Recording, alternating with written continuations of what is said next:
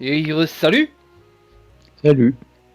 On est sur le silencieux, la review des cartes du silencieux. On va essayer d'aller plus vite que sur la review des cartes du soldat de fer. On est parti. Ah bah moi je suis chaud du cul hein. Allez, on n'est jamais parti aussi vite sur une vidéo. Bon, défense et frappe, on les a fait la dernière fois. Frappe c'est encore moins bien. Parce que là il n'y a même pas de synergie avec chez le voleur. Neutralisation. Alors ça c'est une carte de base, mais alors c'est la carte de base value. C'est la gratuité absolue de la carte quoi. Voilà, c'est gratuit, vous allez tout le temps la jouer. À améliorer c'est vachement bien parce que ça fait un dégât de plus, c'est pas très important. Mais par contre la faiblesse dure 2 tours. Donc ça permet d'être de bien tanker. Donc neutralisation c'est cool. Survivant. Bah c'est mieux qu'une défense. Parce qu'en vrai défausser une carte c'est. En plus c'est pas obligé. Et c'est pas un défaut en fait dans le jeu de défausser une carte. Donc de base dans votre deck vous avez une défense en mieux. Qui n'en veut pas? Voilà. Non, c'est des bonnes choses en fait. Le voleur a vraiment des bonnes cartes en fait en début de partie. Ah, la début de partie les cartes sont quali. Acrobatie, piocher 3 cartes, défausser une carte, c'est correct hein. C'est une vraie bonne carte de pioche, on disait que ça a plus de pioche. Ouais, son défaut c'est qu'elle coûte 1 en fait. La majorité des pioches tu peux les avoir à 0. Voilà. Mais bon, c'est correct comme carte. C'est pas mauvais. Pas... Voilà, si vous avez beaucoup de mana et que vous voulez cycler. KPEP, mon petit préféré. Le chouchou de Volvi, voilà. En fait, le truc c'est que c'est une carte très correcte. C'est une carte qui fait un peu tout, mais il y a un build basé sur les surins qui rend la carte complètement folle. Voilà, c'est de base on vous l'a dit. En guerrier, 5-5 c'est ok, là ça fait 6-4 de base. Mais c'est un sur 1, le sur 1 ça coûte 0, c'est une attaque. Quand vous l'améliorez, ça fait 2 sur 1. Donc en fait pour 1 mana vous jouez 2 attaques. Ce qui est très très fort. Parce qu'il y a plein de choses qui font des effets en fonction du nombre d'attaques que vous jouez. Donc KPP c'est fort, mais c'est vraiment très très fort quand vous l'améliorez en fait. Donc vraiment, c'est vraiment une carte à... Moi c'est une carte que je prends en prio. Parce que au pire c'est une bonne défense. Au mieux ce sera votre build. Voilà, Kuba. C'est pas mauvais, c'est correct. C'est une très bonne carte de début de run en général. Moi je l'aime bien en amélioré parce que quand t'as ça qui fait faiblesse x2, ça qui fait faiblesse x2... Ça stack bien, ouais. Ça stack bien. Coup de genou, 8 dégâts au prochain tour, gagner 1 de mana. C'est ok, mais faut build 2 tours. Ouais, c'est le genre de carte. Il y a beaucoup de cartes en fait. Il faut mélanger les cartes qui donnent du mana et les cartes qui donnent de la pioche sur le prochain tour. Et du coup, ça peut faire des choses complètement folles. Le problème du build, c'est qu'il est très peu défensif et que voleur, ça descend très très vite les PV. Et voilà, ça vous oblige à faire des choix, mais coup de genou rentre dedans, donc c'est une carte ok. De base, de toute façon, c'est mieux qu'une strike. Hein, ça fait 8 et ça gagne un mana le prochain tour. Dérobade, ça gagne 4 d'armure au prochain tour. Et 4 à ce tour-ci. Je suis pas méga fan de la carte parce que de base, ça gagne moins d'armure que défense. Sur le tour, ça plus. Sur les 2 tours, mais vous n'êtes pas sûr de que vous en aurez besoin en fait. C'est pas fou, mais bon. Améliorer, c'est correct, je crois que ça fait 6 et 6. C'est vrai que c'est pas une carte que je prends souvent. Détournement, ça coûte 0, ça gagne 4 d'armure. Alors ça coûte 0, ça coûte rien. Mais dans ce jeu, je pense que une des ressources les plus importantes, c'est les cartes, non pas le mana. Oui. Et du coup, je préfère limite avoir une défense en fait. C'est vraiment pas ouf. Autant l'attaque peut se valoir pour faire des combos, autant ça beaucoup moins. Fléau, voilà. Si vous avez du poison, c'est une bonne strike, mais si vous avez du poison, frapper, c'est pas la base. En fait, Fléau, c'est ok si vous avez splashé un peu de poison. Ouais, c'est ça, c'est un build, c'est un peu ce dont on parlait dans la vidéo d'introduction, on va être sur de l'hybride des trucs où tu mets le poison au service de quelque chose d'autre. Mais en général, quand tu pars poison, tu t'en fous en fait de faire des dégâts, tu vas faire du poison et de la défense à côté. C'est voilà, c'est une carte qui, au fur et à mesure de mes games, je l'ai de moins en moins prise. Donc, Fléau, c'est pas ouf. Frappe sournoise, c'est dégueulasse. Voilà, alors, va y avoir tout un groupe de cartes. Je vais vous dire que c'est dégueulasse. C'est les En cartes fait, injouables. voilà, c'est bien parce qu'en fait ils l'ont mis sur la carte. Il y a marqué injouable. Ne la prenez pas, c'est injouable. Voilà. Alors, cette carte est défaussée. Infliger 7 dégâts à un ennemi aléatoire. Attends, donc en fait, tu me dis que la carte, pour avoir l'effet, il faut que j'arrive à la discard. Alors, c'est bien, on a un truc pour discard, on a d'autres. Ok, très bien, c'est très cool. Mais donc, il faut que j'arrive à faire ça. Ça met à peine un dégât de plus qu'une strike. Et ça me l'a pris dans la main, hein, la place. Hein. Alors, oui, ça coûte pas de mana, du coup, ça coûte 0. Mais ça me l'a pris dans la main et j'ai dû faire un combo. Mais en plus, je sais même pas sur qui il part. Est-ce que tu te fous de mon girl? Voilà. Hurlement perçant. C'est ok. C'est les cartes en fait sur les groupes de monstres. C'est très pratique et en fait à la différence Sur des les monstres cartes qui tapent souvent aussi. voilà, à la différence des cartes du guerrier dont on disait que ça tape beaucoup de gens. Hurlement perçant est aussi très efficace contre les mono-cibles qui font du multi-attaque. Et du coup, le multi-attaque, il y en a quand même pas mal, surtout les boss. Les boss ont tendance à faire du multi-attaque. Et du coup, c'est intéressant dans les deux cas. Donc, c'est une carte à pas sous-estimer. En Oui. un exemplaire, elle est très correcte dans les decks. Des fois, c'est totalement goldé. Par exemple, contre le premier boss. Le boss horloge, là, qui a des petites feux dans le premier donjon. Bah, vous mettez votre hurlement perçant sur le bon tour. Bah, en fait, vous lui annulez totalement son tour.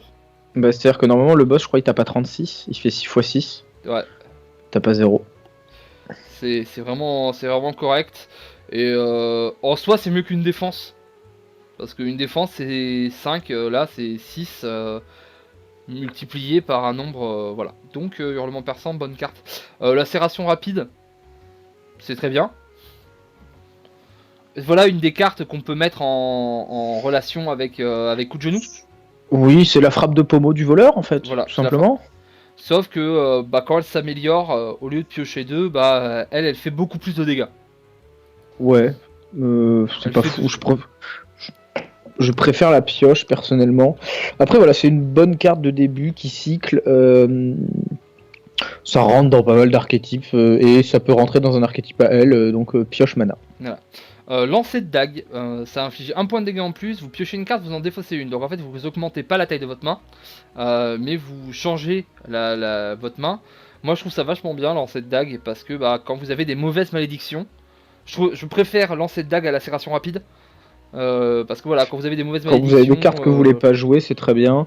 Éventuellement, voilà, ça fait partie aussi du build injouable, mais c'est ce qu'on en pense. Il est injouable. Plus de dague. Affiche 4 dégâts à tous les ennemis 2 fois. Le problème de ces cartes-là, c'est que c'est très très dur de faire de la force en voleur. Par rapport aux soldats, il n'y a que les reliques en fait qui font de la force en voleur. Voilà, c'est-à-dire que le voleur, vous n'avez pas de build de force, mais en voleur, dès que vous avez un shuriken, vous avez un build de force. Parce que vous allez les faire les 3 attaques par tour avec un voleur. Contrairement aux soldats où c'est beaucoup plus dur. Donc, plus de dague, c'est bon que si vous avez certaines reliques. Après, c'est pas dégueu en vrai, hein. Pour 1, ça flige 8. Et à tout le monde. Moi, j'aime bien la prendre en tout début de partie. Dans les premières cartes. Parce que ça fait beaucoup de dégâts, par exemple, sur les poux, sur les slimes, sur les 3 élites. Amélioré, ça fait 12 à tout le monde. C'est un peu l'équivalent de tourbillon. Non, pas de tourbillon, d'enchaînement. Oui, un peu. Donc, j'aime bien. Poignard empoisonné. On commence à parler du build de poison, vraiment. Voilà, ça va être votre frappe du build de poison. Ça coûte 1, ça met que 3 poisons. Mais ça a le mérite de commencer à vraiment lancer le sujet, on va dire. Voilà, mais en tout, si vous comptez tout le tour sur les tout débuts, ça va mettre 5 plus 3 de poison, 8 le tour où vous la jouez, puis 2, 10, puis 1, 11. Donc pour 1, ça met 11. C'est beaucoup. Sur 3 tours, mais c'est beaucoup. Poison mortel. Ça met plus de poison, c'est une compétence. Ça... Pareil, je le prenais beaucoup avant, je le prends de moins en moins. Je préfère poignard en fait. Tout simplement parce qu'il y a plus de choses qui combattent avec les attaques, je trouve, qu'avec poison mortel. Oui, après en fait ça dépend vraiment de là où vous en êtes dans le poison. Dans un build qui va faire que du poison, le poison mortel pur peut être un peu mieux. Le truc c'est que Poignard fait plus de dégâts immédiats en début de partie, et en général c'est en début de partie qu'on prend ce genre de carte, et du coup Poignard est mieux en fait pour démarrer. Du coup c'est souvent Poignard qui est favorisé. Donc voilà. Et plus loin quand Poison devient mieux que Poignard, c'est trop tard en fait pour prendre ce genre de carte. Donc voilà, donc un petit peu le cul entre deux chaises, poison mortel, donc on le prend pas souvent. Préparatif, piocher une carte, défausser une carte. C'est la carte quand tu la prends, tu acceptes de sacrifier un feu pour l'améliorer. Oui, parce Ça, que ça passe à 2. si tu pioches deux cartes, tu défausses deux cartes. Moi j'aime pas trop cette carte parce qu'en fait, elle fait que tu vas avoir une meilleure main parce que tu vas la choisir, ta main. Par contre, bah t'as une carte en moins. Oui, t'as une carte en moins, mais du coup, en fait, tu joues quasiment ce que tu veux à tous En les fait, tours. C'est genre, en fait, tu peux cycler ton baisses deck et jouer, Ouais. jouer tout le temps les mêmes cartes. Ça, c'est Ça. bien, en fait. En fait, tu baisses la quantité pour améliorer la qualité. Alors ça, voilà, moi je suis pas fan, Den l'aime beaucoup. Moi, j'aime beaucoup la carte. J'aime beaucoup cycler dans ce jeu. Moi, je voulais. Enfin, on vous l'a dit dans la première vidéo, hein, moi, je suis quelqu'un, j'aime bien avoir un deck très synergique, très bien rodé. Et cette carte rôde mon deck, donc Voilà. j'aime bien. Salto. Si vous avez vu mes runs, vous savez que j'aime beaucoup Salto. Voilà. Ça Parce pioche, que- ça armor up. C'est complet Bah, comme carte. Tout simplement parce que j'aime beaucoup le mana. Dès que je peux avoir des artefacts qui me donnent du mana ou des cartes qui me donnent du mana, je fais les cartes qui me donnent du mana. Et du coup, bah, ça coûte 1 et ça se remplace. Et même plus que ça se remplace, ça pioche une carte de plus. Donc vraiment correct. Tacticien, pour 1, vous gagnez 2 mana au prochain tour. C'est crappy. Alors c'est crappy. Ouais, vous avez des combos parce que vous allez monter votre mana de ouf et puis vous allez faire un truc qui va... genre, la carte juste en dessous, brochette, qui inflige 7 dégâts X fois et puis vous allez faire plein de... Non. Non. Jouez des bonnes cartes. Directement. Ce sera mieux. J'aime pas tacticien, je le prends jamais. En fait, le problème, c'est que miser sur le prochain tour, en voleur, c'est très compliqué. C'est très compliqué de dépenser un mana pour ne rien faire en voleur parce que vous voulez souvent finir les matchs le plus vite possible parce que le voleur n'a pas une très bonne capacité de régène. Et au fur et à mesure des donjons, ce 1 de mana, il peut valoir 8, il peut valoir 10 de vie. C'est beaucoup trop. Ouais, c'est trop. Tranche. Bah, vous vous rappelez ce qu'il a dit sur la carte qui gagne 4 d'armure? Voilà. C'est un peu mieux parce que c'est une attaque. Et que du coup ça marche avec les ninja tools. En fait, il y a un problème avec cette carte, c'est qu'elle s'appelle pas Surin. Ouais. Tu pourrais mettre une carte pour 0 qui s'appelle Surin au lieu de tranche. Ouais. Mais ouais, pour mettre un surin dans ton deck, ce serait mieux. Mais là non. Agonie éternelle, ajoutez une copie de cette carte dans votre main quand vous la piochez, infligez 4 dégâts. En soi, ça veut dire que quand vous la piochez, en fait, ça met 8. Voilà. Si vous la jouez pas, par contre, ça s'épuise. C'est une carte, des fois je la prends, mais je sais jamais trop quoi en penser en fait. Parce que si vous la jouez pas, vous pouvez en avoir plein dans le deck et du coup faire plein de fois beaucoup de dégâts parce que pour 0 ça met 8. Pour 0 ça met 8 et ça met 2 attaques. Donc si vous avez un kunai ou quelque chose comme ça, c'est ok. Mais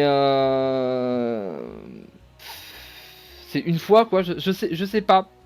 Vraiment, je sais pas si cette carte elle est bien ou si elle est dégueulasse. J'ai aussi, ça fait partie des cartes que j'ai du mal à juger aussi. Ouais. C'est le genre de carte très très synergique qui demande vraiment de voir le deck dans lequel vous la rentrez en fait. Mais pour l'instant, je suis pas capable de donner le build dans lequel elle est parfaite. Bon. Attaque suprême, c'est de la merde. Voilà. Balayette, non. Attaque suprême, inflige 10 dégâts à tous les ennemis. Ok, pour un, c'est cool. Vous piochez une carte en moins. Hein? Vraiment?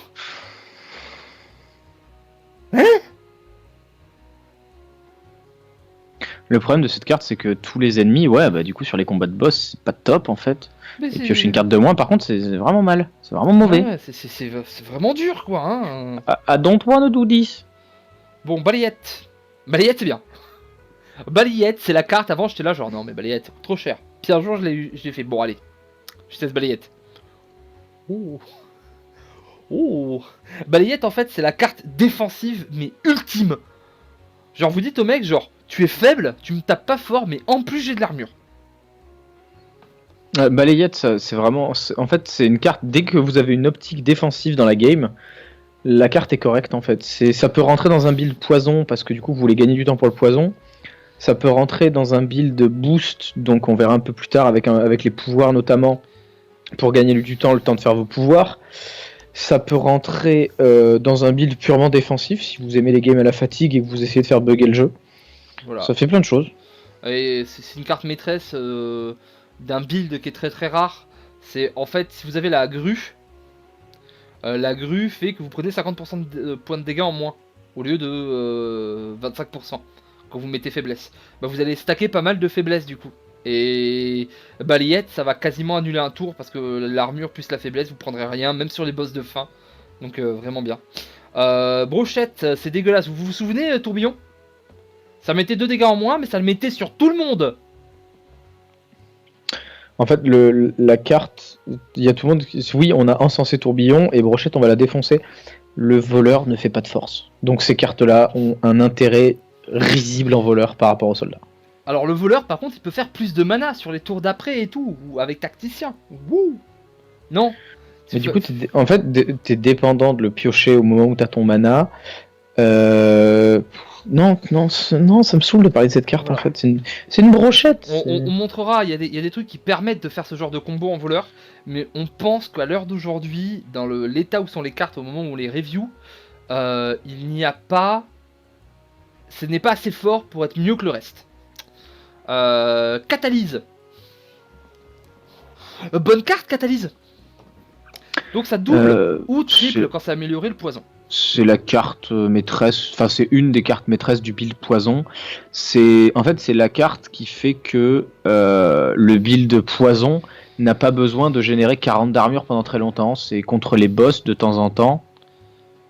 Et ben, vous mettez du poison, le boss il dit bon bah fais gaffe, je tape à 50.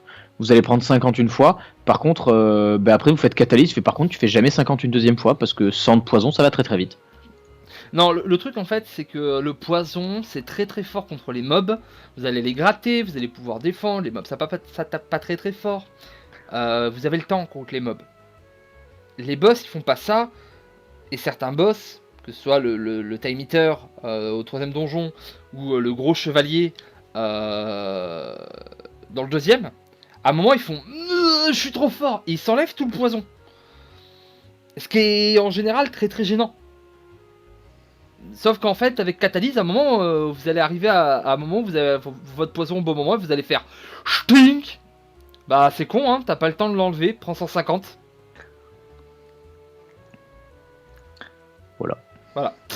Voilà. Donc, excellente carte. Chose trap, à chaque fois qu'un ennemi vous attaque, il reçoit 3 dégâts. C'est pas dégueu. Il y a un build de voleur qui se joue totalement sur le fait d'avoir plein de pouvoirs très très bons en voleur. Chose trap, ça fait partie des pouvoirs ok. Parce que vous pouvez défendre et l'adversaire s'empale. C'est pas non plus starbé. C'est une carte correcte, elle fait ce qu'elle est censée faire, elle est pas... Concentration, défausser 3 cartes, gagner 2 de mana. Si vous avez infiniment de pioches, c'est ok. Si dans votre deck vous vous retrouvez avec un deck où vous avez tout le temps 100 millions de cartes, mais que vous manquez de mana, c'est assez rare, hein, normalement les deux vont ensemble, bah vous allez jouer concentration, mais sinon non, c'est vraiment pas une carte qui est ouf en fait. Défausser 3 cartes c'est beaucoup. Par contre, là où c'est cool, c'est quand vous avez le seul moment où cette carte est cool, c'est quand vous avez la toupie. Parce qu'en fait, défausser 3 cartes, c'est pas une fin en soi. Faut pas qu'il y ait 3 cartes pour que ça s'active. Si c'est la dernière carte de votre main, vous la jouez, vous gagnez 2 de mana, ça va pas défausser de cartes, et là vous repiochez des cartes. Ou alors il y a des cartes que vous voulez pas jouer dans votre main, il y en a 2, vous avez plus de mana, bah, vous pouvez défausser que 2 cartes, jouer ça, gagner des manas, et la toupie va vous faire piocher une carte. C'est le seul endroit où je la vois vraiment utile, cette carte. Coup de grâce. Bon, il y a un build, ça fait partie du build sur 1, ça fait partie des builds aussi en quelque sorte mana. Le voleur a une capacité à enchaîner les attaques assez facilement et qui coûte pas cher du tout, même qui coûte rien puisqu'elle coûte 0. On a vu KP épée pour les sur 1, on en verra plus tout à l'heure. Faire des coups de grâce à 35-40, c'est pas du tout étonnant.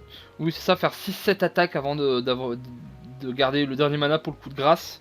C'est régulier en silencieux. Hein. Donc voilà, on les sent. Coup de poker, défaussez votre main et piochez le même nombre de cartes. Et ça s'épuise. Ça s'épuise pas quand c'est amélioré, ça coûte 0, ça donne un mulligan en plein milieu.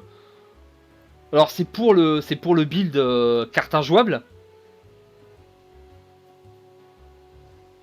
Mais on peut encore être d'accord sur le fait que c'est pas bien. Bah, la carte c'est aussi un full cycle en fait, donc de temps en temps c'est une bonne carte. L'avoir en une fois, quand t'aimes pas ta main. Cette carte là est ok. Le reste, si vous voulez jouer ça parce que vous jouez un deck avec les cartes injouables qui se discardent, j'ai essayé, ça ne marche pas.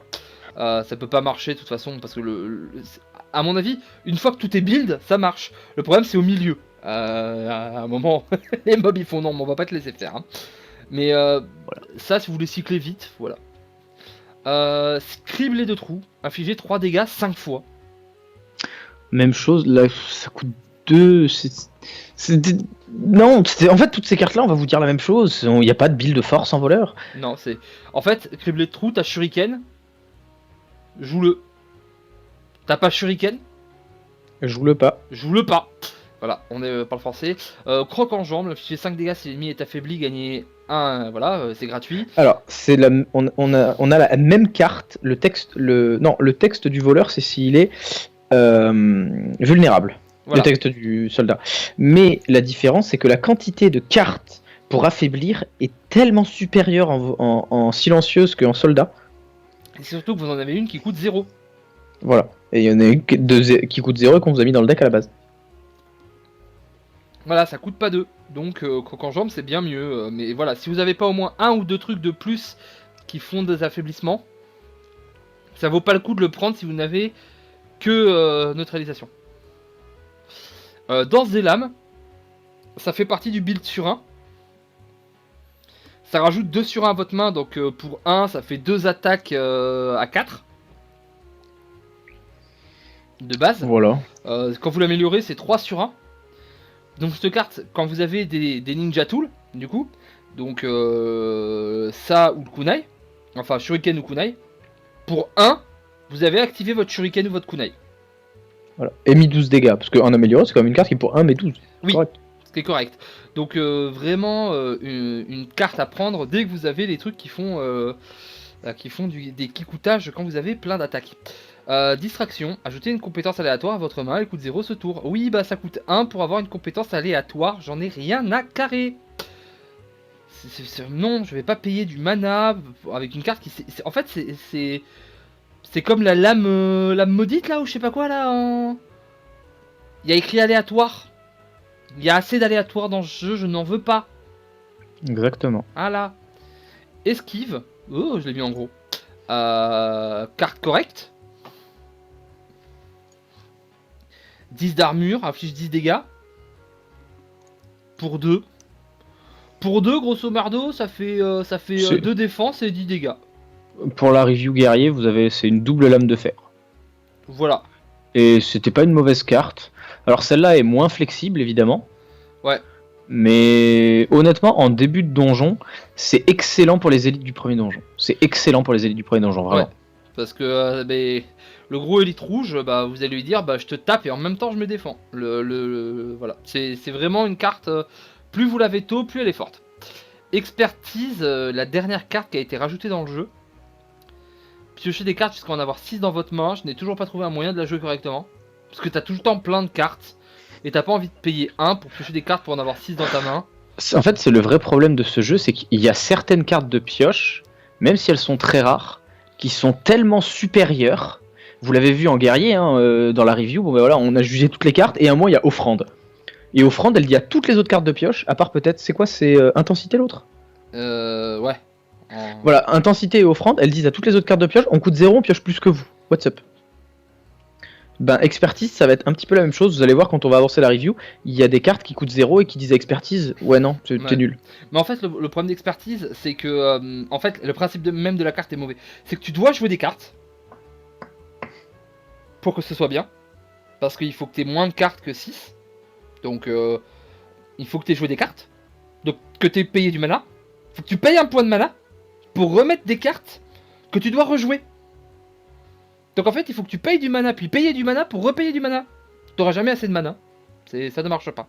C'est ouais, il faut pas sous-estimer le fait que, en fait, il y a vraiment un truc important dans ce jeu, c'est que un deck ça se construit. Et ça, les cartes se choisissent tôt. C'est très rare que dans le deuxième et dans le troisième donjon, on prenne des cartes qui définissent notre deck. On prend des petits trucs, on prend des cartes opportunistes.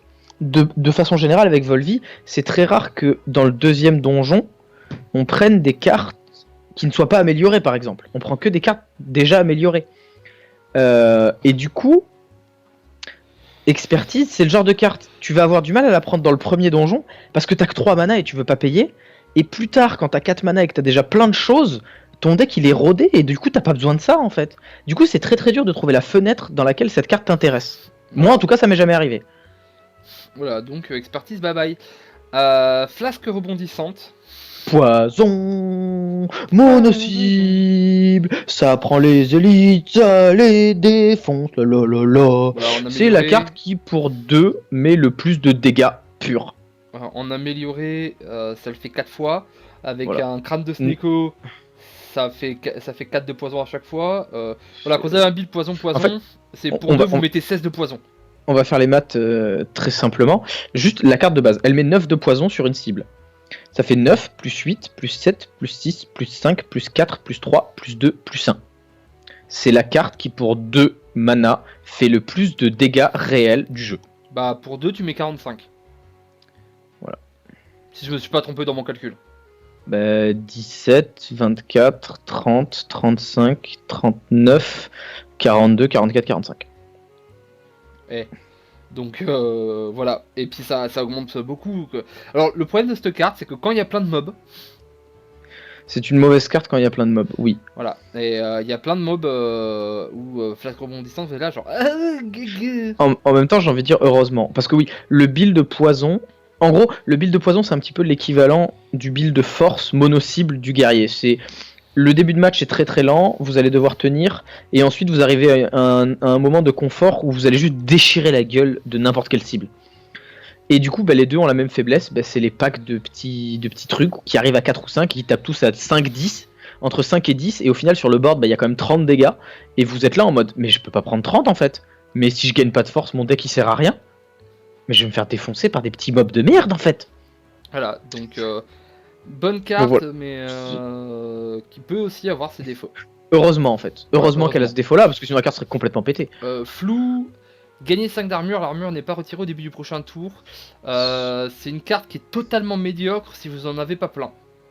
Oui, mais en fait, cette carte, vous prenez une courbe, enfin vous prenez un graphique, donc avec l'axe du nombre de cartes, et l'axe de la puissance de la carte, et vous faites un trait en diagonale. Plus il y en a, plus c'est fort. Voilà. Parce que si vous avez plein de flou, dans un deck avec beaucoup de trucs défensifs, etc., avec un kunai ou avec, on le voit, jeu de jambes qui donne de la dextérité, donc plus 2 à chaque fois que vous faites un truc d'armure, vous allez... parce qu'en fait, flou, ça se stack. Si vous voulez, à chaque fois que vous jouez flou, ça vous met un stack de flou. Et si vous jouez 3 flous dans le même tour, bah pour les 3 prochains tours, en fait, vous avez un stack de flou. Et pendant 3 tours, votre armure, elle part pas. Et quand vous pouvez jouer, quand vous arrivez à avoir assez de cartes pour jouer plus d'un flou par tour, bah en fait, vous avez barricade. C'est la barricade du soldat de fer. Mais c'est plus dur à mettre en place. Par contre, en fait, c'est moins dangereux au début, mais il faut que ce soit constant. C'est pas pareil. Mais voilà, et c'est un peu le problème en fait de la carte, c'est que si vous la prenez, c'est un peu ce commit, parce qu'il faut après reprendre des flous quoi, parce que sinon c'était... Juste une mauvaise carte. Donc voilà. Fléchette, c'est dégueulasse. Next. 4 dégâts par compétence en main. Alors ouais, des fois vous avez plein de compétences, c'est cool, mais vraiment? Genre vraiment? C'est le genre de carte, c'est très bizarre en fait, parce que tu le vois le potentiel, c'est genre, tu dis waouh, ça peut être tellement bien, et ensuite plus tu regardes la carte, et puis tu fais, mais ça, et puis ça, et puis ça, c'est un peu comme pour ceux qui nous suivent depuis longtemps sur les reviews, il y a des cartes, quand on les voit, on fait waouh, elle est tellement bien, et au fur et à mesure qu'on en parle, vous sentez que notre hype pour la carte descend. Bah, Fléchette, c'est ça, et comme ça fait un moment qu'on joue au jeu maintenant, bah, la hype elle est déjà en bas là. Ouais, non mais fléchette, ça fait c'est les cartes auxquelles tu fais hey, il y a un combo là, mais en fait non, ça ne marchera jamais. Fumée toxique, la carte qui fait danser, elle gagne des runs toute seule, la la la la la la. Regardez Volvi, il a fait une vidéo, fumée toxique, ça gagne Slay de Spire, la la la la la la la la la. C'est pour moi la meilleure carte du jeu. C'est super fort, ça met énormément de temps à se mettre en place, mais ça pareil, hein, j'ai vu des tier lists où les mecs ils la mettaient C voire D, fumée toxique. En fait, le truc de fumée toxique, c'est qu'une fois que vous avez cette carte, en fait, elle a deux avantages. Un, c'est une condition de victoire à elle toute seule. Deux, elle s'intègre parfaitement dans ce qui est probablement le meilleur build du voleur, le poison. Trois, elle donne à tellement de cartes de la valeur. Genre, une fois que vous avez fumé toxique, toutes les cartes sur lesquelles il y a marqué armure et faiblesse ont de la valeur. Toutes, sans exception. Toutes les cartes sur lesquelles il y a marqué gagner de la dextérité, il y a de la valeur. Toutes les cartes sur lesquelles il y a marqué gagner un tour, elles ont de la valeur. Toutes les cartes à vocation défensive gagnent de la valeur à partir du moment où on a fumé toxique. C'est fou à quel point cette carte elle est forte. Ouais. C'est Volvi, il s'emballe complètement pour forme démoniaque en chasseur, en soldat. Et ben moi c'est fumé toxique en voleur. C'est genre. De toute façon, vous voulez voir ce que ça fait fumée toxique. Il y a un run qui a été posté il y a pas longtemps. C'est mais le on run, l'a fait Silent, aujourd'hui ou hier. Ouais. Enfin celui de samedi, du coup samedi 10 mars. Voilà. Fumée toxique, on en a eu deux début de run. On a défoncé l'ascension 15 en voleur. Mais défoncé, hein. C'est vraiment. Il y avait pas de match. Parce que c'est pété. Et l'avantage en fait, c'est que ça met du poison sur tout le monde. Et que du coup, certains mobs qui des fois sont durs, avec un build de poison qui a pas fumé toxique, comme par exemple les trucs qui pop et qui repop quand tu les tues pas tous en même temps, bah là ça t'équilibre tout. Jouer fumée toxique, c'est très très bien amélioré. Parce qu'augmenter de 2 le poison tous les tours, au lieu d'augmenter de 1, c'est charbé. Hein. Vraiment. Non, ça augmente déjà de 2, là c'est 3 au lieu de 2. Non, parce qu'en fait, tu appliques 2 de poison, mais t'en perds 1 à chaque tour. Ah oui. Donc en fait, chaque tour, là tu mets 2, 3, 4, 5. Alors que quand tu l'as amélioré, tu mets 3, 5, 7, 9. Ça va beaucoup plus vite quand même. Ça plus Sneko, vous commencez vraiment à faire très très vite, très très mal. Jeu de jambes, très bon pouvoir. Ben en fait, c'est le pouvoir qui dit que toutes les stratégies à vocation défensive vont vouloir cette carte. Je me suis renseigné avant qu'on fasse cette vidéo, je suis allé sur un forum, et il y a des mecs qui ont dit mais pourquoi ça marche pas comme forme démoniaque où ça gagne de la dextérité? Parce que sinon tu deviendrais intuable, espèce de con. Voilà, j'ai fini mon argumentaire. Ok. Non, mais c'est parce que c'est plus comme enflammé en fait. C'est voilà, pour 1, 2 de dextérité, pour en améliorer 3. Mais c'est très correct.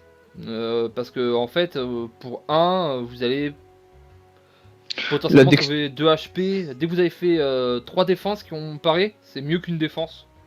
Oui, et puis il y a aussi le fait que la dextérité est de façon générale plus forte que la force, en tout cas à petit nombre. Oui, c'est ça, c'est que la force, il faut que ça devienne très gros pour que ça devienne intéressant. La dextérité, très très vite, c'est 2 points, ça peut changer la vie. La main finie au début du tour, ajoutez un surin à votre main, à savoir que quand tu le joues en amélioré, c'est inné, et que donc c'est dans la main de départ. Voilà, le mot-clé inné, donc c'est la première carte sur laquelle on le voit, ça veut dire que vous l'avez en main de départ quoi qu'il arrive. Voilà. C'est une quête. c'est super correct, ça tombe totalement dans le build sur 1 bien entendu, et ça veut dire que tous les tours, pour 0, tu mets une attaque, et donc à chaque début de tour en vrai tu mets 4, où tu veux. C'est déjà ok en fait. Parce que juste pour comparer ça à une strike, au bout de 2 tours, c'est l'équivalent de dégâts la plupart des attaques à 1 du silencieux, de la silencieuse. Au bout de 3 tours, vous êtes plus fort que toutes les attaques à 1. Alors ça a mis 3 tours, mais vous êtes plus fort que toutes les attaques à 1 du silencieux. Même parce que ça aura mis 12. Ça aura même mis plus que une dague empoisonnée. C'est ouais, et puis dans le build sur 1, Voilà, c'est une des cartes maîtresses du build sur 1, voilà, c'est totalement. un peu la fumée toxique du build sur 1 quoi. Voilà. Tac. Malaise. X de force, appliquer X de faiblesse. C'est un peu bizarre parce que en fait les deux vont ensemble, c'est-à-dire il perd force et faiblesse. C'est-à-dire qu'il attaque plus jamais le truc en fait. Si ton X il est pas. Excusez-moi, si le X il est pas énorme, ça a aucun sens. Il faut, ouais, pour du 1 ça vaut pas le coup, 2 ça commence à être intéressant. Si vraiment il y a des fois des matchs, genre les matchs où vous êtes un poison, vous avez pas fumé toxique tour 1 ou quoi, l'ennemi se buff tour 1, genre par exemple contre des cocos ou des choses comme ça, bah, vous mettez ça tour 1, vous mettez 3 tours. Ça peut être très intéressant. La carte en une fois elle est ok dans le deck, mais c'est vraiment une carte en fait, c'est une carte très situationnelle dans laquelle en fait, il n'y a pas de build autour de cette carte pour l'instant, en tout cas pas que je connaisse. C'est une carte qui va servir. On va la regarder, on va dire ok, la carte est bien dans mon deck là, j'ai l'impression qu'elle peut faire des choses au vu du boss, au vu des choses comme ça, elle peut être, voilà, c'est purement situationnel pour moi. Moi c'est une carte que je draft quasiment jamais, que je prends quasiment jamais. Je trouve que c'est pas assez bien. Il y a trop de choses bien dans cette classe pour mettre un malaise dans le deck. Je suis pas méga fan. Mise en place. Placez une carte de votre main sur le haut de la pioche, coûte 0 avant d'être jouée. Bah en fait faut le faire. Le problème de cette carte c'est qu'elle coûte 1, du coup faut le faire sur une carte qui coûte au moins 2. Voilà. C'est vraiment pas bien. Ne prenez pas cette carte. Plan d'évasion, piochez une carte, il s'agit d'une carte compétence, gagnez 3 d'armure. Faut tout le temps prendre cette carte. À part si vous savez que le boss de fin, parce que vous êtes sur le 3ème donjon, c'est le time eater. Ça coûte 0, vous piochez une carte. Et avec un coup de chance, vous gagnez de l'armure. Voilà. Ça se remplace tout le temps. En gros, la carte dit si c'est une attaque ou un pouvoir, je n'existe pas. Si c'est une compétence, t'as 3 d'armure gratuit. Voilà, et puis si vous avez des choses qui font des combos avec les compétences que vous jouez, etc. Bah voilà, c'est cool. Donc, Y a pas de drawback. Quasiment pas de drawback. Planification, pouvoir à la fin du tour conserver jusqu'à une carte. C'est très très compliqué à faire marcher. On l'a montré. Ah, il y a des combos, il y a des machins. Si vous gardez ça, genre oh là là, vous gardez ça, alors que comme ça, vous. Non, c'est vraiment. C'est la carte quand tu la joues et t'es pas dégoûté. Tu sais, quand des fois t'as un truc qui transforme une carte avec ta planification. Bon bah tu vas jouer avec planification, c'est ok comme carte. Mais c'est vraiment pas fou quoi. Je trouve que le build autour est beaucoup trop compliqué en fait. Il faut trop pour pas grand chose en fait. Il faut trop investir pour le peu qu'il apporte. C'est trop compliqué pour pas grand chose. Poignard expert. Jouable si vous n'avez pas d'autres cartes en main, infligez 15 dégâts. C'est de la licorne. C'est clairement une licorne. Hein. C'est une licorne. Je l'avais jamais remarqué avant que Odem me le montre. C'est dégueulasse. C'est dégueulasse. Si dans la plupart des builds, vous allez avoir envie d'avoir plein de cartes. Vous allez avoir plein de trucs qui piochent. Il y a de la bonne pioche. Vous allez piocher beaucoup. Vous allez faire des trucs. Vous avez des cartes. Vous allez soit avoir beaucoup de défense, ou alors les adversaires ils vont vous mettre des statues, ils vont vous mettre des brûlures, ils vont vous mettre vous allez peut-être avoir des malédictions, des trucs. Alors c'est une carte qui fait partie du build injouable, avec plein de discards. Mais la plupart des cartes qui discardent, elles font piocher à côté. Genre la meilleure carte qui discard que t'as envie de jouer dans le truc discard, c'est pioche 3, discard 1. Du coup, ça c'est pas bien avec. Non. C'est nul. Poison Voilà. paralysant. Poison paralysant, c'est vachement cool sur les boss. C'est cool sur les boss si vous avez la... Mais moi je la prends que s'il y a la grue. Est-ce qu'on est d'accord là-dessus?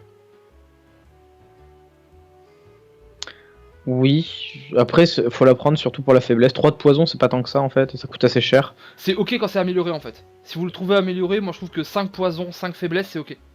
Oui, voilà, là ça commence à devenir correct. Parce que ça coûte cher quand même. Il faut vraiment que ce soit amélioré, que vous ayez un peu que vous soyez au courant que votre deck a un peu de mana, vous pouvez jouer des cartes à 2 tranquille. C'est pas une carte dégueulasse, mais c'est pas la plupart des builds la prendront pas. Faut pas la prendre parce que vous pensez que ça va faire du poison ou parce que vous pensez que ça va vous défendre. C'est si vous avez un deck qui de base a beaucoup de faiblesses, bah ça rendra sur le fait que l'adversaire il va rester faible. Et voilà, c'est vraiment ultra situationnel. Précision, bah voilà, on l'a dit, build sur 1. Voilà, les surins font 7 à partir de maintenant. Vos surins deviennent de bonnes frappes. Amélioré, ça fait 5, donc vos sur 1 font 9. Ça va très très vite. 2 précisions, ça fait des decks surins qui sont complètement fous. Les sur 1 commencent à mettre des croûtes ouf, vous en avez tous les tours, vous en faites plein des sur 1. Donc voilà, c'est pour un build. Et il faut pas prendre cette carte si vous n'avez pas au moins, allez, je dirais 2 à 3 cartes qui font des sur 1. Ouais, il faut. En général, il y a les KPLP qui arrivent avant. Voilà. Prédateur. Prédateur, c'est une bonne carte. Infliger 15 points de dégâts, piocher 2 cartes supplémentaires au prochain tour. Ça fait très longtemps qu'on en a parlé au tout début de la review. Les cartes comme coup de genou. Coup de genou prédateur, c'est le combo. C'est Ouais. pour 1, tu gagnes un mana le prochain tour. Pour 2, bah, tu vas piocher les cartes pour pouvoir jouer ton mana le prochain tour. Et t'as fait 23. Et t'as mis des croûtes. Donc voilà, il y a un build totalement qui joue qu'avec des cartes de qualité comme ça. Beaucoup de prédateurs, beaucoup de coups de genoux, de frappes lacérantes pour repiocher des cartes. C'est pas ce que je préfère jouer, mais ça marche. Donc c'est ok, c'est une bonne carte prédateur. Réflexe, injouable. Si la carte est défiochée, piochez une carte. Hein? Ah, super. Hein? Alors en fait, c'est la carte. Littéralement, la carte dit si tu me mets pas dans le deck, c'est pareil. Non, vraiment, c'est le texte de la carte. La carte dit si je n'étais pas dans le deck, ce serait pareil. Ouais, mais regarde, quand tu l'améliores, tu pioches des cartes. Cool. T'as Bravo. payé un feu. Heureusement que j'ai une chaise large. Voilà. Terreur, appliquer 99 de vulnérabilité. Cette carte me fait marrer. T'es vulnérable. Cette carte, genre dans les builds sur 1 ou les trucs comme ça, elle est pas mal en fait. C'est dans un build sur 1, la carte est cool parce que vous faites énormément d'attaques dans le tour. Mais genre c'est le chiffre 99 en mode bah genre ouais, la carte est ok. En fait, c'est uniquement dans le build sur 1 où quand vous commencez à multiplier beaucoup les sur 1, vous allez faire 5-6 attaques par tour. Bah ouais, forcément, l'ennemi vulnérable, ça vaut le coup. Par contre, en build poison, ça sert à rien. Oui, la vulnérabilité et le poison n'ont absolument aucune synergie ensemble. Donc vraiment nul. Trahison, qui s'appelle Backstab. D'ailleurs, ils ont traduit ça par trahison. Backstab, ça veut dire Attaque sournoise. Attaque sournoise. Ou attaque dans le dos. Non, Oui. en vrai, c'est poignard dans le dos. Oui. Même pas, parce qu'un stab, c'est le fait de planter. Oui, un stab, ouais, c'est planter le dos. Ouais. Je joue mon planter le dos. Ouais, non, c'est mieux trahison. Non, mais attaque sournoise, c'est mieux en fait. Oui, c'est vrai. C'était pris par Hearthstone. Et voilà, Warcraft. Infliger 11 dégâts. Alors, inépuisement, ce qui veut dire qu'en fait, cette carte, vous l'avez dans votre main de départ, vous la jouez, elle s'en va. Elle est pas chiante. Trahison, c'est vachement cool pour faire des premiers tours de folie. Genre, quand vous avez deux trahisons. Très très fort avec celle dont on parlait, la carte qui inflige 6 par carte que vous avez joué par attaque du tour. Voilà. Coup fatal.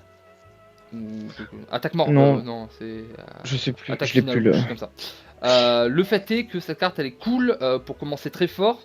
Des fois avec trahison vous pouvez faire des tours absolument starbés, des premiers tours absolument fous où vous allez directement tuer un mob.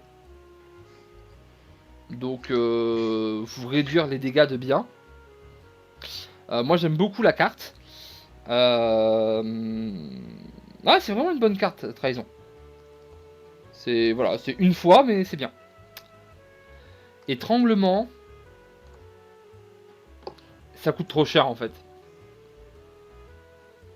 C'est pas bien, ça coûte trop cher. Infliger 12 dégâts pour chaque carte jouée ce tour, infliger 3 dégâts à la cible. Ouais, donc en fait vous payez 2 pour mettre 12, ce qui est le niveau d'attaque de strike. Et après plus 3. Alors si vous avez plein de trucs qui coûtent 0, ok, dans un deck Shiv, dans un deck Shiv t'as envie d'avoir autre chose que ça en fait, t'as pas besoin de ça. T'as pas besoin de ces 3 dégâts en plus. Ouais, c'est un peu ça en fait, c'est que la carte coûte 2, il y a une carte qui pour 1 fait la moitié pour chaque carte que t'as joué.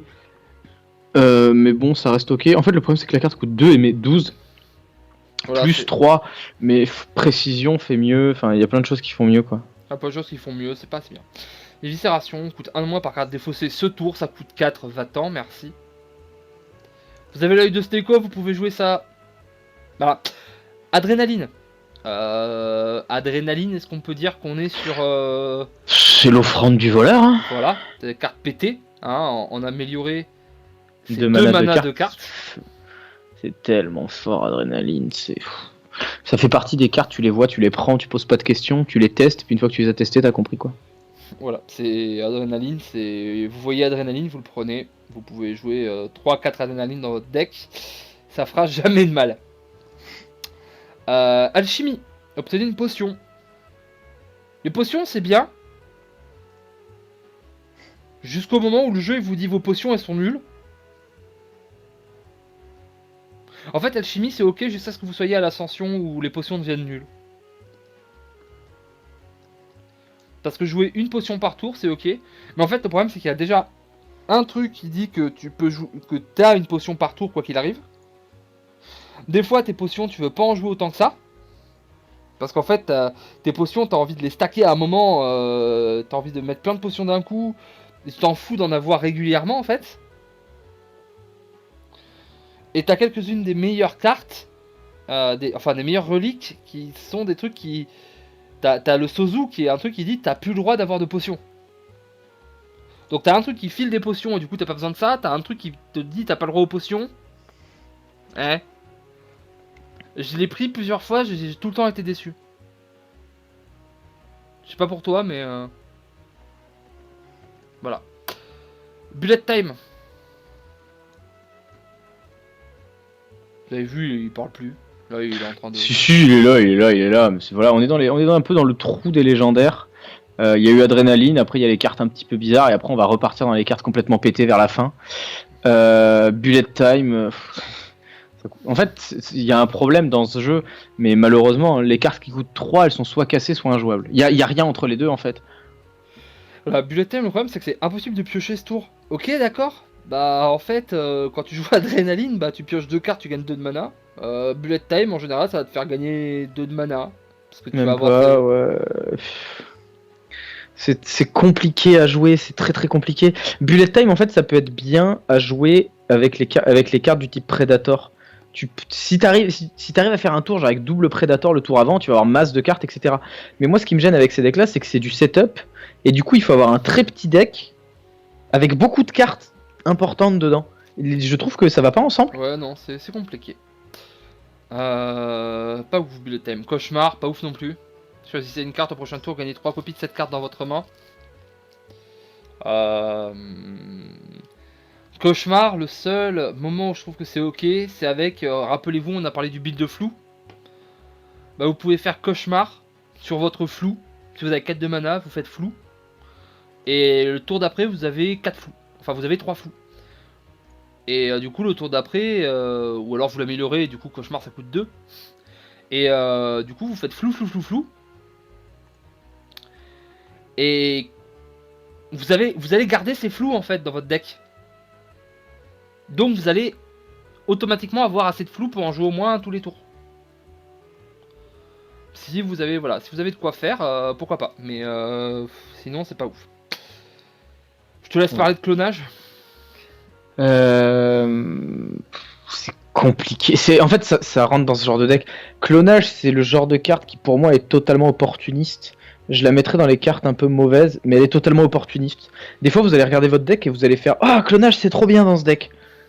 Mais c'est tout en fait. C'est genre la carte quand on va vous la proposer, soit elle va briller, vous allez dire ah, il y a un truc trop bien à faire avec. Mais sinon, vous allez jamais build autour en fait. Clou du spectacle. Si vous Exactement êtes un génie. C'est exactement. Je sais que Fichou a réussi. Fichou l'a fait tout simplement parce qu'en fait, on lui a proposé très tôt et il s'est dit, bah, j'ai pas le choix, je vais tenter. Et du coup, quand tu sais dès le début que tu vas jouer pour Clou du spectacle, c'est bon. Le problème, c'est que c'est une carte. Si c'est pas exactement la première carte, ben toutes les cartes que tu prends avant sont un problème. Ouais, moi je l'avais joué sur un deck avec. J'avais que des trucs qui piochaient. Et au final, je me retrouvais avec très très peu de cartes et beaucoup d'épuisement. Et du coup, des fois, je le faisais 2-3 fois par tour. Mais c'était tellement d'emmerde pour tellement peu de choses. C'est voilà, pas Oui. assez. Couteau de verre, inflige 8 dégâts 2 fois. La carte inflige moins 2 dégâts pour ce combat. Alors, cette carte, pour faire les élites au début, Au début, hein. Faut l'enlever vite hein, la carte. ah mais moi je l'aime bien quand vous l'avez proposé dans les toutes premières cartes. Les premiers élites, quand vous les regardez et que vous leur faites tiens, prends 16, Oui, voilà. c'est ok. Prends 16, prends 12, prends 8. En fait, vous pouvez l'utiliser 3 fois avant qu'elle devienne mauvaise. C'est ça. Ce qui est franchement ok. Parce que voilà, mais après, soit vous la sortez, soit vous faites un Du deck coup, lourd. elle fait 16, 12, 8. Oui. Et Donc quand bon, tu à partir de 8, ça commence à être mauvais. quand tu l'améliores, c'est vraiment cool parce que améliorer, elle fait 12. Et du coup, quand tu regardes les élites et que tu leur dis, mais pour un, je te mets 24. 24, Oui. 20, 16, c'est ok. Hein. N'importe quelle élite du premier Oui, donjon oui, ou oui. du deuxième donjon meurt. C'est ces cartes qui améliorées gagnent vraiment beaucoup de valeur. C'est vrai. Parce que améliorée, elle passe de 16 à 24, plus 8 de dégâts, c'est énorme. Hein. Oui. Déchargement infligé 12 dégâts, défausser toutes les cartes sauf les attaques. Bon. Bah c'est une super strike en fait. Parce qu'en fait, je comprends pas. Alors, petite pause deck building, petite pause design. Qu'est-ce qu'on s'en fout? Si tu veux jouer des défenses, bah tu vas réfléchir ton tour. Tu vas jouer tes défenses. Et tu vas jouer des chargements après. Il y a les pouvoirs aussi. Ouais, ça te force juste ça en fait. C'est juste. Ça te force à réfléchir. Et puis bon, c'est aussi pour ça que la carte fait que 12 quoi. Parce que les mecs ont vite compris que ok, bon voilà, c'est juste une carte qui tape fort. Bah après voilà aussi, quand c'est proposé très très tôt, bah pour 1 ça met 12. Sur les premiers donjons, ça peut vite calmer les mobs. Hein. Oui. Voilà. Déflagration. Pendant ce tour, votre prochaine carte compétence sera jouée 2 fois. C'est pété. Pardon, excusez-moi. C'est le double tap, c'est l'attaque double du voleur, version compétence. En fait, la carte est ultra intéressante parce que en poison ça marche, en surin ça marche, en défense ça marche dans tout en fait. La carte peut aller dans littéralement tous les builds. Bah c'est-à-dire que vous faites déflagration. Ça arrivait, hein. Moi, déflagration améliorée, KP épée améliorée, Shiv, deuxième KP épée améliorée, Shiv. Puis une dernière attaque. Bon, j'avais un kunai, j'ai gagné 3 de dextérité, j'ai mis 9 attaques dans le tour, pour 4 de mana. C'est ok. En poison aussi, quand vous avez une... En poison, en général, déflagration, catalyse. C'est auto-win. Hein. Genre vous avez monté à 20 de poison, ce qui est totalement tranquille. Hein, 20 de poison c'est que dalle. Hein. Vous allez faire déflagration, catalyse améliorée, parce que votre catalyse est améliorée, vous êtes en poison, vous ne déconnez pas. Ça va faire 60, donc 20 x 3, 60. Puis après ça va faire 60 x 3, 180. Voilà. En 2 cartes, t'as mis 160 points de dégâts. Seems correct. Et ce pendant tous les tours qui suivent. Bon. Carte pétée, vraiment à prendre déflagration. Envenimement, une carte poison qui va dans le build de Shiv. Voilà, c'est la seule carte poison qui peut aller dans le build de Surin. Ça fait que... Parce que dans le build poison c'est de la merde. Bah, dans le build poison, vous n'êtes pas censé attaquer la personne en fait, et que vos poignards ils fassent un poison de plus ou de moins, c'est nul. Mais dans le build de Shiv, quand vous commencez à faire 4 ou 5 Shiv par tour, bah, ça fait 4 ou 5 de poison, et comme ça s'enlève que 1 par 1, bah, quand vous avez monté la personne à 10 ou 11 de poison, bah, un Shiv il fait les dégâts plus 12, puis il fait plus 13, puis il fait plus 14, c'est beaucoup. Voilà, c'est quand même pas ouf, mais quand votre build de Shiv, vous avez la place de le rentrer, que vous avez peut-être des trucs qui font des bonus avec les pouvoirs, c'est vendu.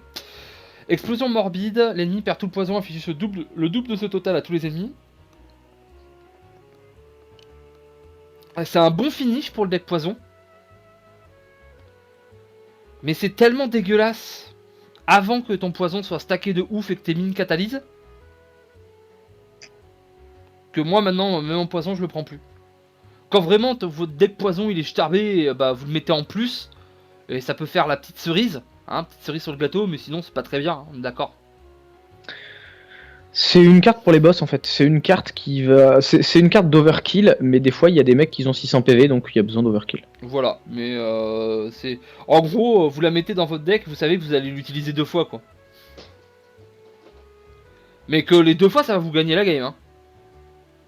Mais vous savez que c'est pour 2 fois. Forme spectrale, quand vous jouez une carte compétence, affichez 3 dégâts à un ennemi aléatoire, ça coûte 3, non merci. C'est con parce qu'en fait c'est cool, mais ça coûte une blinde, quoi. Non, j'ai pas envie. Image miroir. Quand vous jouez une carte, gagnez 1 d'armure. Ça c'est cool. Ça c'est très très cool. Parce que là,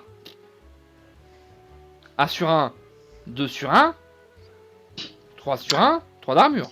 Image miroir, c'est une carte maîtresse. En fait, c'est la carte qui fait du deck sur 1 en fait, qui permet au deck sur 1 d'exister parce que le voleur n'a pas la relique du soldat qui lui rend des points de vie, parce que le voleur commence avec moins de points de vie, parce que le voleur n'a pas des cartes de défense style invincible ou quoi qui font juste passe ton tour. Cette carte-là, elle réduit énormément les dégâts. Et voilà, il y a des decks où bah, sur 1, 2 images miroirs, et même si t'es sur 1, ils mettent que 4, bah, comme tu prends 0, tu t'en fous. Voilà. Mais à savoir que quand vous l'améliorez, ça devient inné, donc c'est dans votre main dès le début. Et à savoir que ça peut se stacker, donc moi ça m'est arrivé de faire un build avec 4 images miroirs. C'était funky. 1000 coupures, ça coûte 2, ça coûte cher. Quand vous jouez une carte, infligez un dégât à tous les ennemis. C'est encore un pouvoir du deck sur 1. Hein. Le deck sur 1 a énormément de choses. En fait, on n'est pas en train de dire qu'il faut tout prendre. Ce serait une erreur même de dire qu'il faut tout prendre en deck sur 1. Oui. Par exemple, je pense qu'il ne faut pas prendre 1000 coupures et envenimement. Non. Mais le deck est très flexible de par ses pouvoirs en fait. Vous pouvez faire plein de choses et ça permet de quasiment toujours avoir un deck correct. Envenimement va être mieux contre les boss parce que du coup vous allez faire du poison sur la même cible. 1000 coupures va être très très bien contre les petits stacks avec beaucoup de mobs. Image miroir par contre va être bien tout le temps, prenez-le. Donc voilà, c'est un peu... 1000 coupures ça devient vraiment ok quand vous l'améliorez parce que lui c'est un dégât de plus en fait. Et quand vous commencez à mettre 2 par carte dans un truc sur 1, ça commence à pas être déconnant du tout. Je veux dire, c'est vous faites Danse des lames. C'est pour 1 en fait, vous jouez 4 cartes. Donc pour 1, vous mettez 8 à tout le board. En plus des dégâts des Shiv. Ça commence à pas être déconnant en fait sur plein de mobs. Donc c'est cool. Mise à mort, 13 dégâts à tous les ennemis et ça s'épuise. Ça s'appelle Die Die Die en anglais. Et j'aime bien la carte. 13 à tout le monde, c'est très très fort. Alors que la petite musique c'est terminé parce que voilà, on est à l'heure. Hop. Euh, C'est voilà, c'est la carte overvalue pour un mana, c'est bien.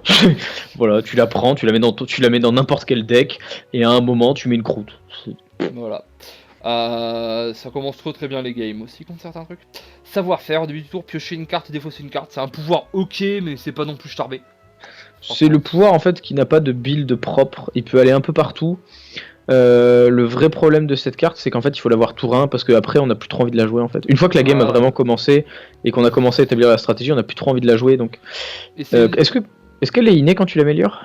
Non, quand tu l'améliores, ça coûte 0.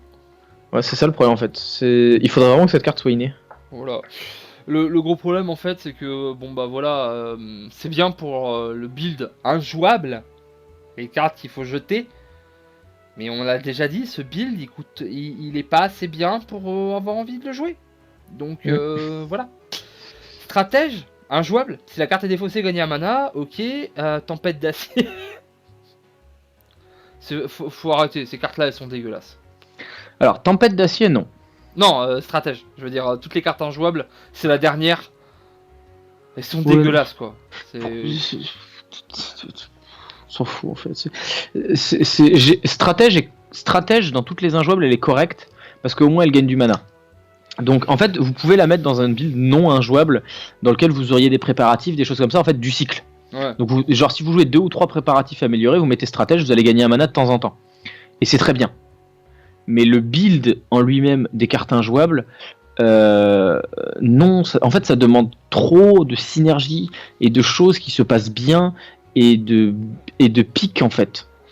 Et de choix de cartes, c'est trop en fait, c'est trop, il y a trop de niveaux de RNG. Non. Il faut qu'on vous propose les bonnes cartes, il faut qu'on vous les propose toutes, il faut que ça se mette bien dans les matchs, il faut que machin, il faut que truc, non, ça suffit. Ouais, non. Une tempête d'acier, c'est ok. Tempête d'acier, c'est ok quand vous avez beaucoup de cartes. Bah, dans le build sur 1, c'est très correct. À la fin, quand vous avez 4 mana ou des choses comme ça, ça permet de jouer les cartes importantes en fait avec vos 2 mana et ensuite pour 2 mana vous faites full sur 1, c'est correct. Si vous avez la branche aussi, les sur 1 ça s'épuise donc ça vous fait plein de cartes en plus à jouer. C'est vraiment ok, tempête d'acier. C'est pas non plus ouf, hein. C'est pas. Vous lâchez pas, si votre deck est correct, prenez pas tempête d'acier, mais c'est. Amélioré, c'est bien, parce qu'en plus les sur 1 sont améliorés. Oui. Tueur illusoire, c'est la dernière carte, et un petit peu comme avec le soldat de fer, la dernière carte est une blague. C'est pété. À part si vous avez la relique qui vous permet de savoir ce que vous piochez, vous savez pas. Vous savez en pas. fait, il y a un seul cas dans lequel cette carte est bien, c'est quand vous avez un boost en face de vous et que vous voulez pas défendre. Du coup, vous faites tueur l'illusoire et vous dites, bah au moins au prochain tour, je pourrais taper plus fort. Mais sinon, comme ça coûte 2 mana, c'est passe ce tour pour faire un double tour au prochain. Mais c'est très gentil, mais du coup, si je joue les 2 tours, c'est pareil en fait, je gagne juste un mana dans l'histoire. Ouais, c'est nul. Voilà, c'est. Non. Vos dégâts d'attaque sont doublés au prochain tour. Et tu sais, c'est en général, c'est à ce moment-là que tu fais un beau tour où tu pioches que de la merde. Ah, le full défense, il arrive. Il est en route là. Il t'a entendu et il débarque. Hein. Voilà, donc non merci tueur illusoire, nous te voulons pas. Voilà, c'était la fin des reviews de cartes. Vous savez ce qu'on pense qui est bien et moins bien maintenant. Quelle carte on pense il faut prendre, il faut pas prendre. La prochaine, ce sera la même chose pour les reliques. Voilà, on va vous faire une petite review des cartes neutres.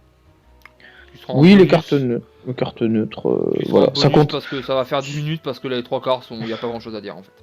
Ce sera pas une vidéo du jour particulière, elle sortira à un moment, soit en plus de celle-ci, soit en plus de la prochaine, mais elle sera là. Voilà, on vous fait des bisous et on se retrouve pour les reliques du silencieux. Non, les reliques de tout le monde. Les reliques de tout le monde aussi, si tu veux.